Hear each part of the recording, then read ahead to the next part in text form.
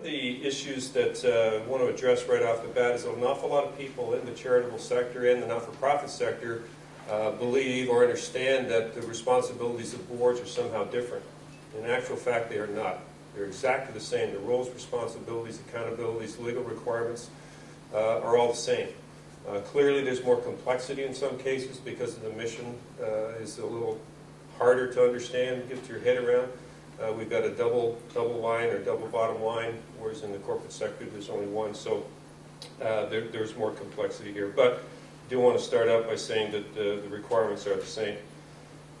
So my definition of governance, just to put it in perspective as we start the discussion, is really the system that you put in place, the process by which you put in place to do two things: to provide direction to the organization, and then to control the organization or manage it. So in other words, the board is responsible for the ends or results. Those of you familiar with Carver have had to go through a Carver situation, which I don't want to go through again, would be familiar with ends. But that model is right, that the board is ultimately responsible for the ends of the organization. Where are you going? Now, the best model is not the Carver model, but one that says between management and board, jointly work to get that done. Because clearly management and staff know the details, know what's going on in that particular field.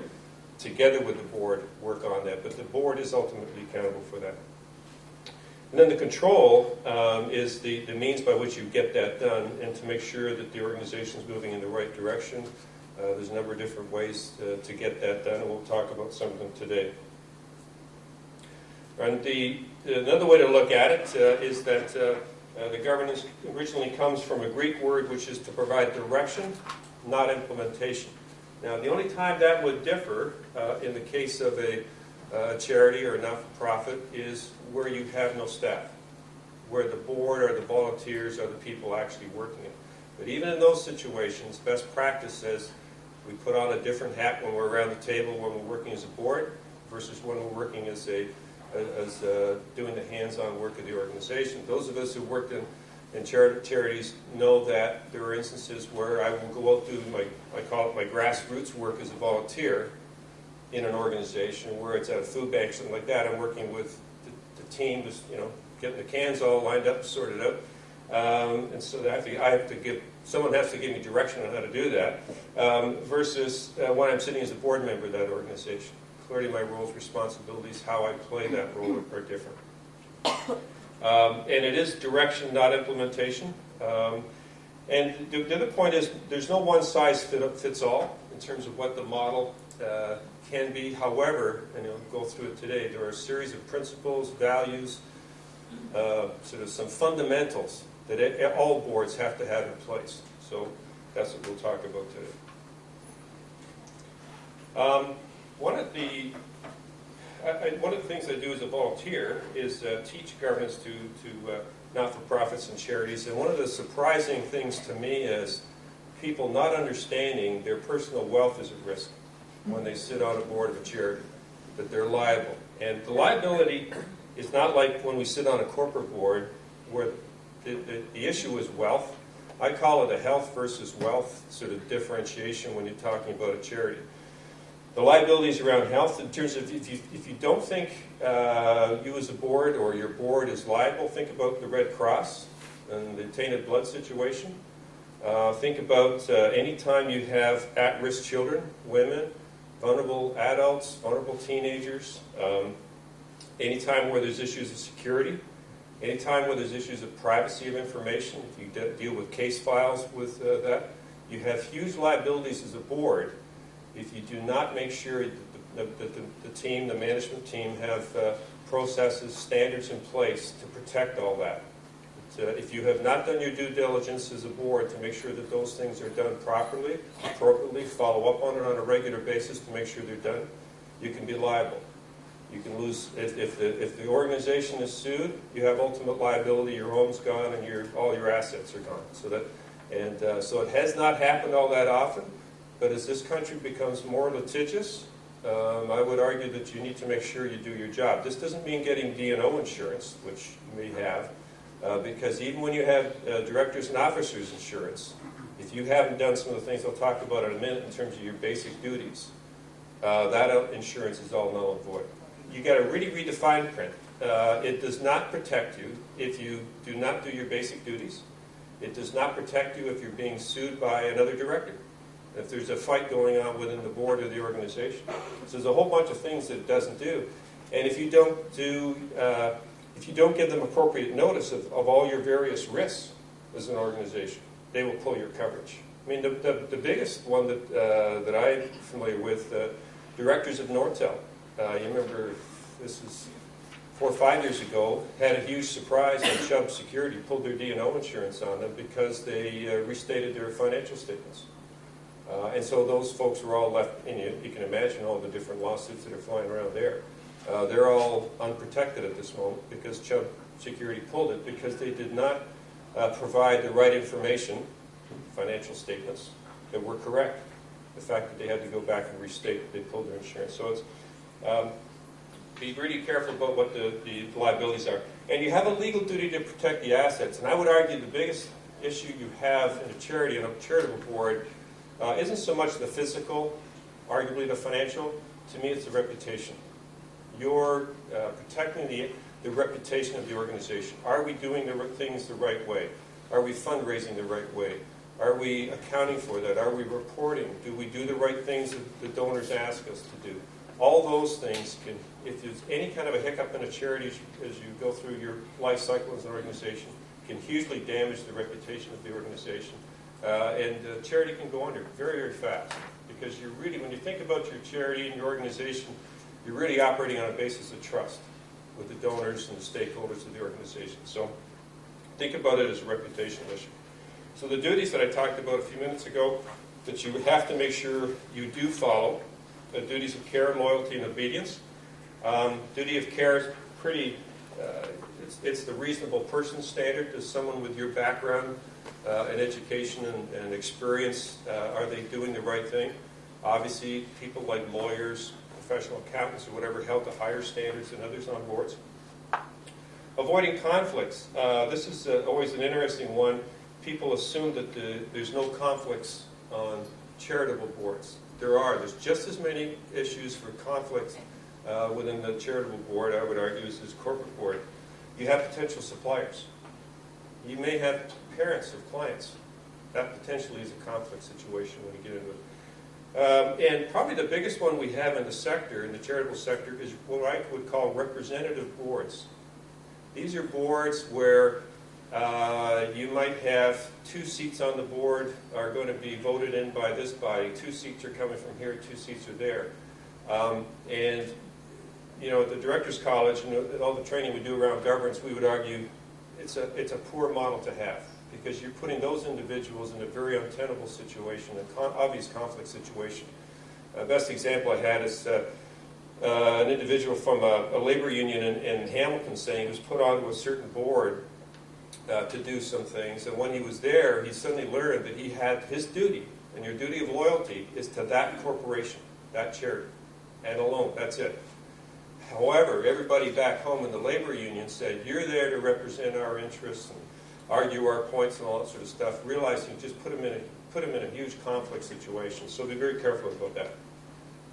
And duty of obedience sounds simple, but I would argue that one of the things, the big gaps we have on boards of charities these days is a lack of understanding from the volunteers on those boards. What are all the rules and regulations and laws that apply to that charity? Do they understand what the income tax and the charitable act? Do they understand the reporting that's going to have to go onto the CRA? Do they understand how some of the standards that are out there for various charities and different federations work and how it operates? And then do they make sure the organization adheres to that?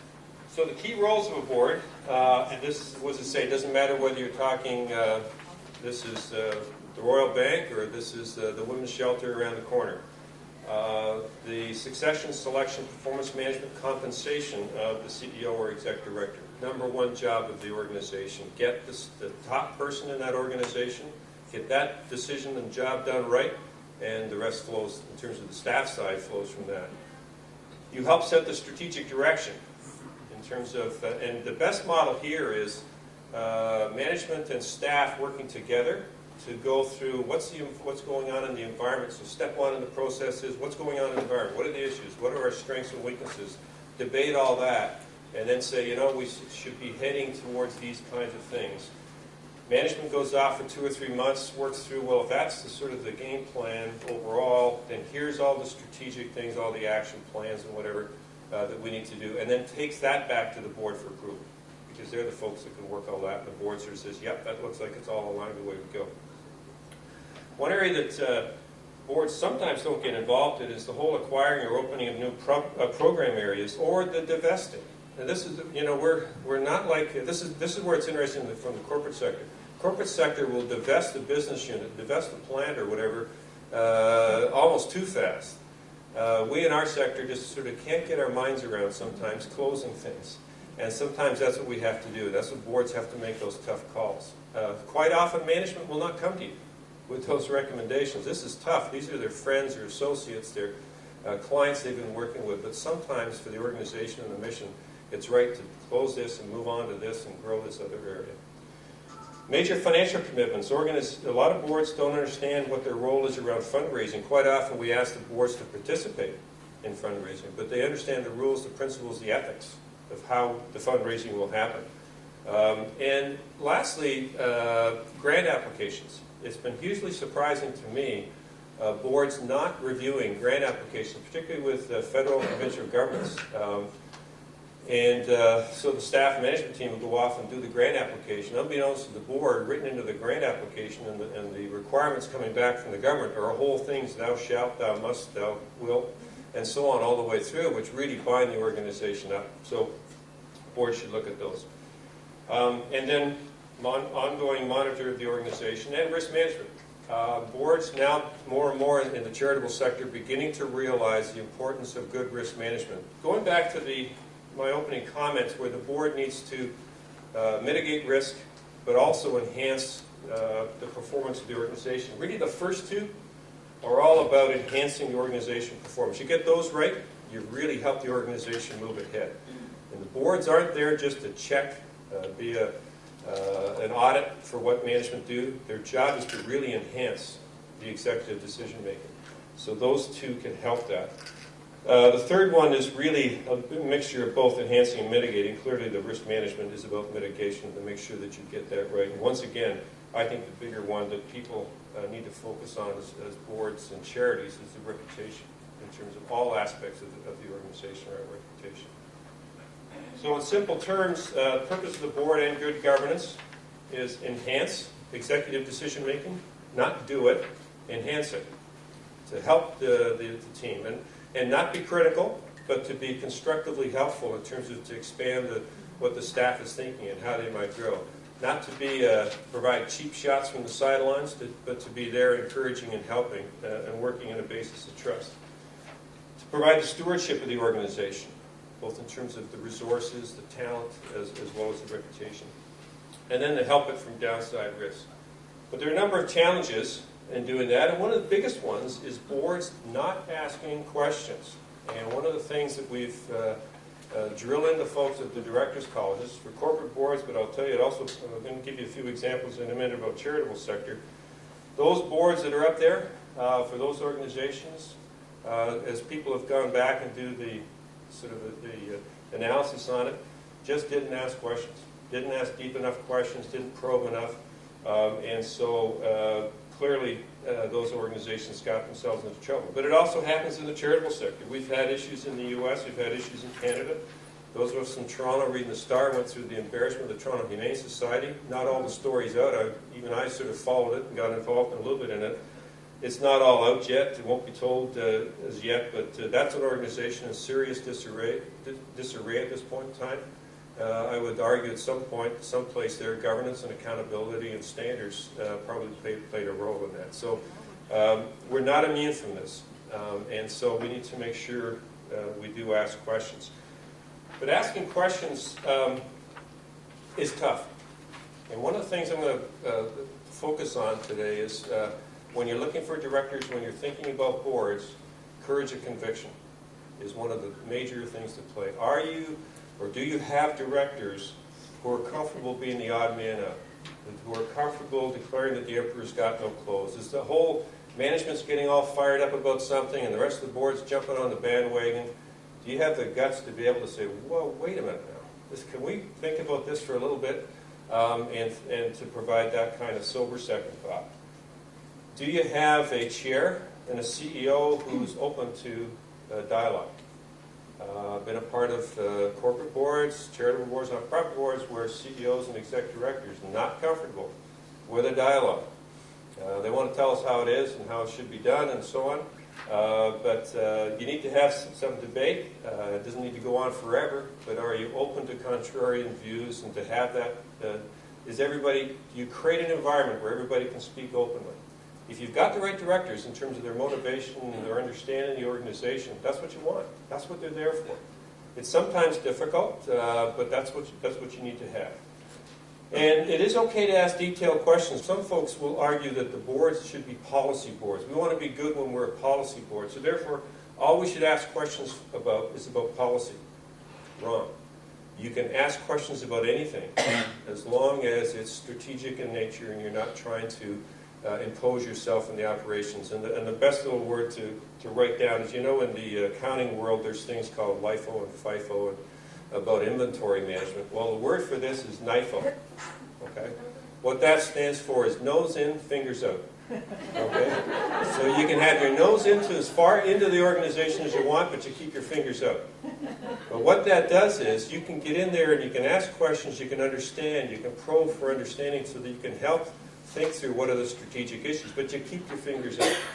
When it comes to that, at that point in time, it's just a suggestion. It's not a board mandate in terms of working things. So it is it's a cute little way to sort of think about, to remind boards about what the role is. But it is inappropriate or not right for boards just to stick to questions about policy.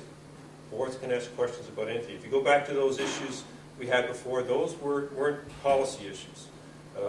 Those were some operational, how do you carry out policy kinds of things. So ask those questions.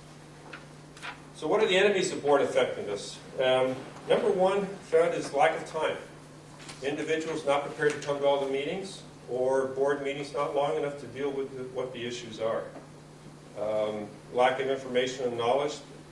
One of the things to remember is, unlike corporate boards where people come from that business world and now working in this business world, these are volunteers from an entirely different world coming into work in a charity. And so their understanding of the mission, what the social issue is, how the organization is dealing with those social issues is really, make sure that is built into the board is important. Lack of courage we talked about. Group decision-making processes. People forget and feel that these are formal meetings where, there's a chair, someone has some information, makes a motion, second, whatever. That is probably inappropriate kind of board process. What you want to have is an issue pops up, let's just have a real good conversation about that, make sure we have everything get on the table. Okay, so then now what do we need to decide on that? And so a little bit less formality. Complex relationships between boards and staff is a real enemy of effectiveness. We've all been or associated with boards where there's cliques of directors, where there's long-term, long-standing, the gray eminence in the background, that this is the director that's been there for 25 years, or the chair, or even worse, has been the chair for 25 years, or former CEOs being on the board. All of those can lead to some very difficult relationships, and you need to avoid that. The other one is lack of independence. In the corporate sector, this has been a huge issue in terms of clearing that up.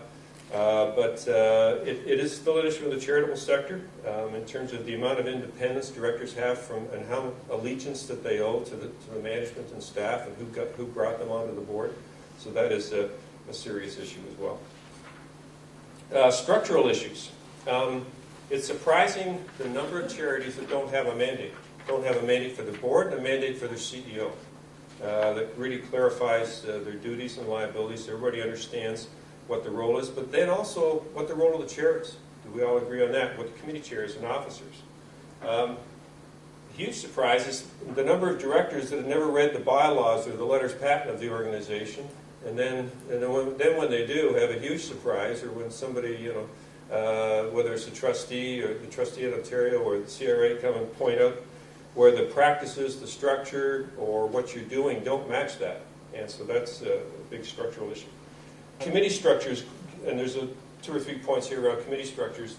You can have too many, you can have too few. I would argue that most reasonable sized organizations probably only need 3. An audit committee, an HR committee, and some kind of governance nominating committee. You can have some other committees, but I would argue that you need to be very careful with that. The big one I would avoid is executive committees, and I'll have, we can have a big discussion with that. A number of boards do have executive committees. I would say, I would be asking the question, what's the mandate of that? Because you need to go back to your duties as a director, is if you have committees that are making decisions that the full board should be making, and do that, you as the full board are still liable for the decision that that committee's made. So a lot of organizations, and one that I worked for at CIBC at the bank, had executive committees, made decisions when the board wasn't meeting, but then realized that they were getting themselves into a problem because when that executive committee met and made a whole series of decisions, the full board was still liable and accountable for all those decisions. So it started to raise the thing that this is not appropriate. We need to have the full board meet more often. So I really would question the use of executive committees. The other structural issue is what we talked about earlier, and this isn't, I added this one actually on the train on the way in. Representative boards. And I talked about it before, that those can lead to some issues. So that would be a structural issue that if you've got that built into your bylaws and requirements, really start to examine if there's another way to deal with what you're trying to, very appropriately trying to do with how do we get the views of the clients, the people we're serving, or the other the community stakeholders at the table. There's different ways to do that than having it at the board. Another area of enemies of board effectiveness is the whole process and knowledge area. Board members just not knowledgeable, and particularly when you have people coming from private sector, corporate sector, or outside the charitable sector, or they can be in the charitable sector but not in the subsector you're in. So you could have, if I'm a healthcare organization, if I've got somebody working over here in social services where we really don't know too much about the healthcare. So you really have to make sure board members are knowledgeable. I'll talk a little bit about orientation and getting people up to speed. They have to get up to speed, otherwise they really can't add value. Where there's a lack of consensus on what the mission of the organization is and what you're really trying to achieve and what the goals are, and probably more disturbing, the values. And I'm going to talk in a minute about when you pick directors, one of the key things you want to be thinking about is alignment of values. Other process knowledge issues around rubber stamping boards or micromanaging. These are the 2 ends of the spectrum where you have a board that is, CEO comes in and just almost demands, board approves things, only got 5 minutes for discussion. And you can tell right away, if you look at some structural things around, you can see a board that operates that way. It either has 5 directors, or the one I was on had 40. And met 6 times a year for an hour. It's a huge organization, and so no directors had a chance to speak up. You talk about being rubber stamped, so you can tell with organizations to do that. Or the reverse.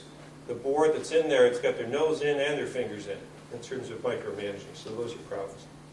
And boards just not getting information in a timely fashion. These are busy, well, hopefully very busy, engaged individuals in your community. You've got to make sure they get the information, timely information, probably at least 4 or 5, if not a week in advance of the meeting in order to be effective at the meeting. Leadership style can be a huge issue, and this gets sometimes down to individuals, but it's something that boards have to deal with.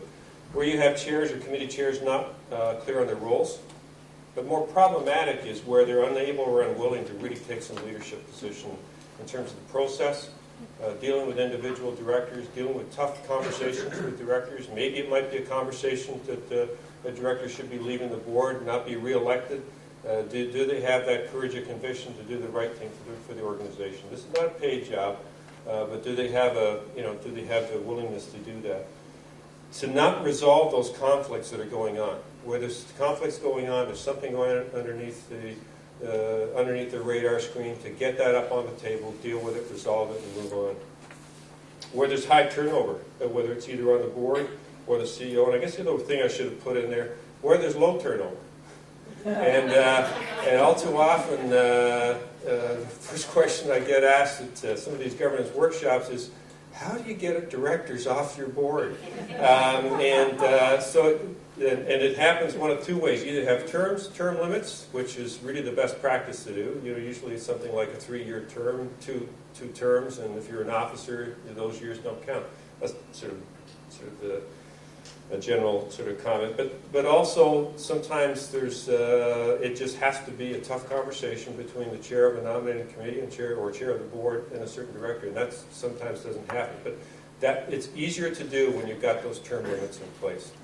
Decision paralysis, and this is quite often seen in where you have those representative boards, because what you get into is everybody's got some stake in it, think they've got to defend what that stake is, and so you can never come to a consensus or agreement on a decision. Sometimes you get boards focusing on the wrong issues, or the question was raised before, not acting as a united front once you leave the boardroom. That can be very dysfunctional to the organization. So one of the enemies of board effectiveness within our sector is that we don't have standards or accountability standards, best practices. You saw what happened in the corporate sector, 2000, 2001, when all the flurry happened with Enron and then the fallout of a few other corporations. There became this whole thing, and if you work in the corporate sector, it's known as Sarbanes-Oxley, which drove a lot of us to distraction in the corporate sector. But what it was putting in place standards around governance and requirements. The Canadian Exchange did their set of governance standards, so there's a number of things in place now in the corporate sector. What we don't have in our sector, across the whole sector, is some standards. Now, there are some subsectors. If you're part of the health care subsector, there are a number of best practices there. Canadian Council on Christian Charities have a number of standards that they put in place. There's organizations like the YMCA and Boys and Girls Clubs that would have program-specific standards and so on. So I'd imagine what we're putting in place actually in a couple of weeks, it's getting rolled out, is those stay tuned to it, is a series of standards for the sector, which have within them standards for different sizes of organizations. So that for the same issue, there's 3 different standards or 1 standard across. So stay tuned there. But also stay tuned within your subsector. I'd imagine we've certainly seen a lot of discussion amongst all the various subsectors within the charitable sector about various initiatives around standards. So they will come. The arguments have been in the past, and I will say that 3 years ago when we started this at Imagine, it felt like pulling teeth and pulling the organizations along. Now it's almost within 3 years. It's totally flipped where the organizations are pulling us along and say, come on, you need to get this done faster. So it has been a sea change in the last 3 years. And the focus isn't so much anymore on management operational standards, which still are there, still need to get put in place. If you're an organization like my home organization, the WIVE, there's a whole series of operational standards we have when we're dealing in our child care facilities or youth serving facilities in terms of how we would, what the standards are there. We as a board have to make sure those are adhered to. But now what's being suggested is, unless you've got good governance standards, good HR standards for your organization, those other things aren't going to happen. So stay tuned. There's more of these things coming out now. We are behind the UK and the US big time on these 2 issues. If you're interested, you can go to the UK.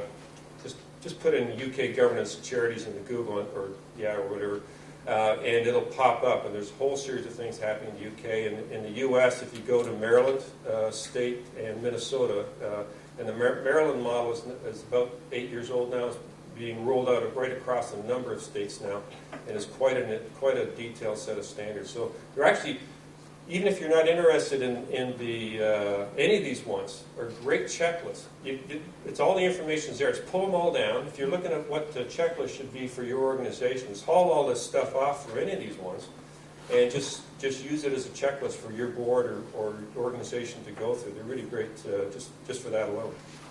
So how do you prevent some of those governance issues?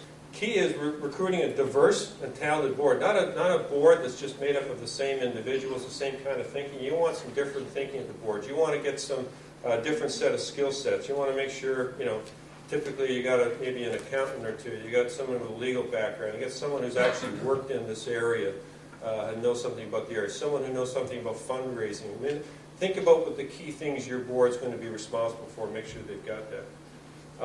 And one point in there is focus on mission. One of the big governance issues that I've seen in the organization is the focus on chasing dollars versus following the mission. Get the mission right, the dollars will come. Is the way and all too often in the sector, we run into organizations where that run around to sort of see where the grants are, see where the money is, see where the donors are, and then we will follow whatever the donors, the funders want, and that's what we'll do. So decide what your organization is, what it wants to accomplish, stick to it, do it well, and if it is a serious issue in the community, the money will be there. But organizations get themselves into serious governance issues when follow the money around in terms of follow that money trail.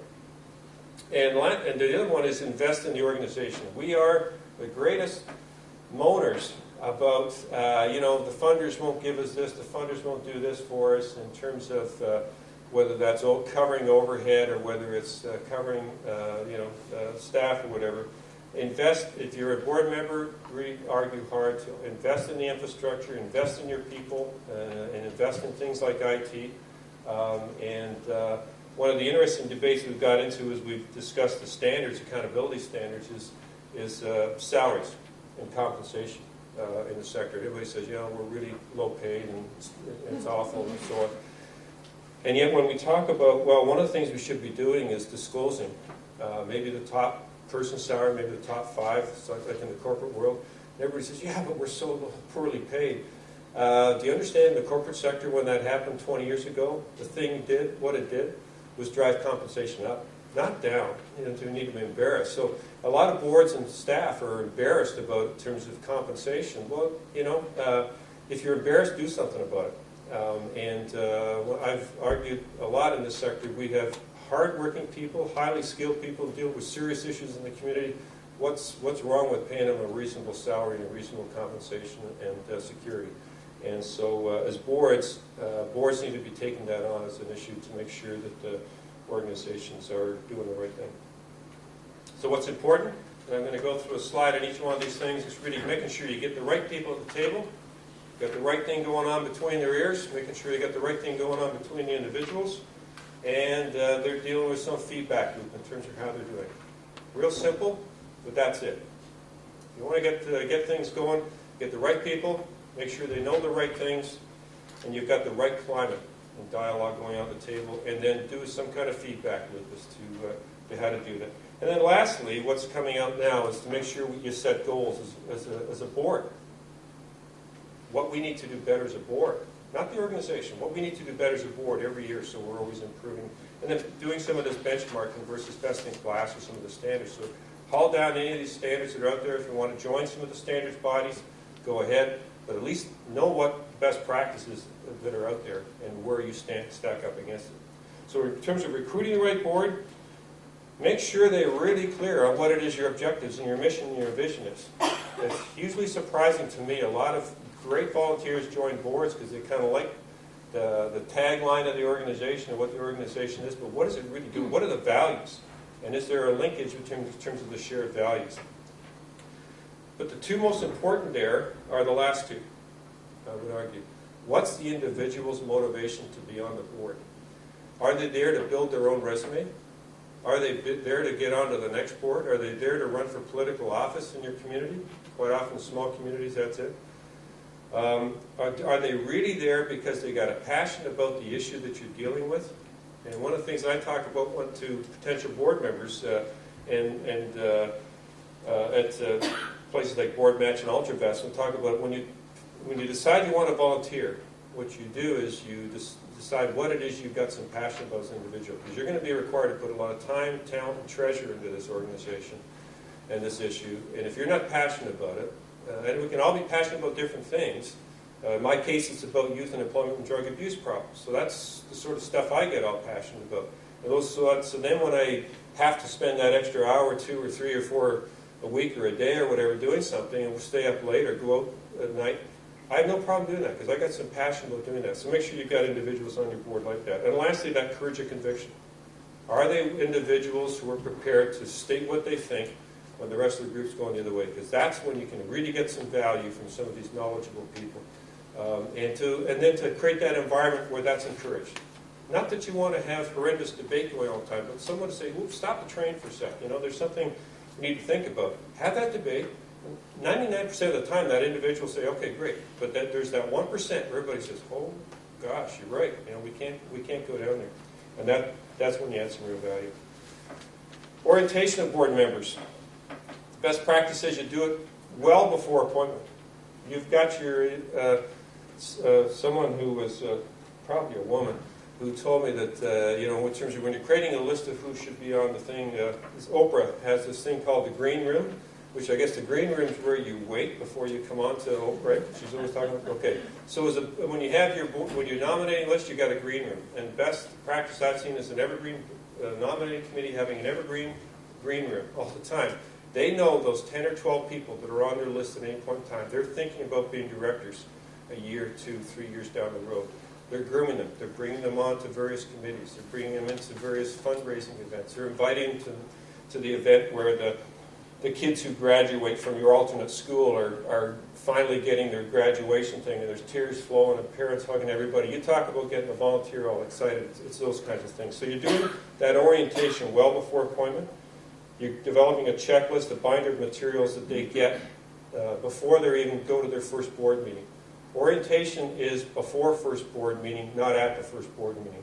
Get them going before that. Some of the organizations I've been on, board members, very high-level corporate individuals said, it took me a year and a half to finally get my head around what this organization really does and how it does it. I mean, these are complex things you're dealing with here, so start that orientation earlier. And then make sure you have those board directors' responsibilities written down and shared with other individuals. That whole issue of managing and motivating the board at the meeting to make sure you've got good dialogue and consensus. It's not a rubber stamp. It's not just a series of slideshows and PowerPoint presentations like this is. It's dialogue and consensus. Managing conflict. You want some kind of diversity. You don't want conflict. You want some diversity of views and some real constructive conversations going on. You want to encourage that. But board members need to be colleagues and not adversaries. And one of the folks I work with said, you always exchange your hand. You never point your finger when you're at the board table. And that's a great philosophy to use. And lastly, something we have not done in the charitable sector, but is gradually becoming good practice, is to evaluate the board and individual directors, and to provide that director that feedback back. So there would be an evaluation form for how the board is done. And there's lots of examples out there if you go to some of the larger charities that actually post it on their websites as to what they've done and how they've done it. And that's best practice now, so that you can share with your donors, your clients, whatever, how the board is doing. You should also be doing that with individual directors. Somebody laughed about in terms of how do you get directors off your board. One of the ways to do it, I found, is where you have peer feedback. It's handled by the chair of the board, the chair of the governance committee, and you basically have a list of all the other directors' names. You have one column that says what that individual does in terms of really to help this board and this organization go along, so they fill in 2 or 3 things for that. The next column says where this individual can improve their performance as a board member. And it's quite, so then so that chair would get that information back and would give for Director A just their consolidated feedback. That's all they see. So the only other person that gets that is the chair. And it's surprising in terms of directors deciding maybe I should move on, in terms of they can see what their peers frankly feel about them, and that is very helpful. But it's also helpful for folks who just want to improve their performance as a board member, to sort of see where you're asking too many detailed questions, you're working this, you're not really, so there can be some comments in there that can help other directors. And then the chair can be very helpful in terms of interpreting that for each director to sort of say, you know what, we all got that negative thing, don't worry about that too much. In terms of I can focus on these things, and so that person can help. And then out of that, particularly from the overall board evaluation, would come an action plan each year to work on those governance deficiencies. So whereas the board has put down and evaluated itself against each of its responsibilities, you can see where it's falling down. And you can sort of say, well, has that discussion as a board, here's the 2 or 3 things we're going to do next year to improve our performance. And just to continually operate in the spirit of continuous improvement, the best boards are some of the best boards in this. And let me just explain what that means. Those boards that I've been on that are some of the best, most well-governed charities, not-for-profits, are continually working to be the best. And they're always working on evaluation. They've always got that action plan as to how to keep moving. And it's really surprising to see the gap that's now growing between the organizations that are really doing a great job and those that aren't. So, so just to sum up then, to make sure you've got the right individuals and the right mix of individuals, that's the other thing. They're educated. Make sure you manage and motivate that board, and to make sure at that board table there's good constructive conversation. They evaluate themselves and as a whole, and that they set goals so that they know what they're doing, they know how they've done, and they can move ahead to both enhance executive decision making as well as mitigate the risks of the organization.